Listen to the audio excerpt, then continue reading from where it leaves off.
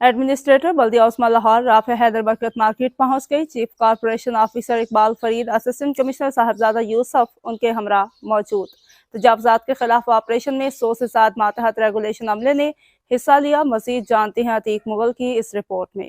برکت مارکیٹ میں تجاوزات کے خلاف گرینڈ آپریشن شیڈ تھڑے اور تندور ہیوی مشینری کے ساتھ مسمار 100 سے زائد ریڑیاں کاؤنٹر قبضے میں لے لیے گئے۔ 20 دکانداروں کے خلاف FIR درج جبکہ 6 ٹرک سامان ضبط کر کے سٹور جمع کروا دیا گیا ہے۔ گلبرگ برکت مارکیٹ میں تجاوزات کے خلاف grand operation, zonal officer regulation Sohail Ashraf Gondal نے آپریشن کی نگرانی کی۔ تجاوزات کے خلاف آپریشن میں ریگولیشن انچارج محمد عامر سمیت اہلکاروں نے حصہ لیا۔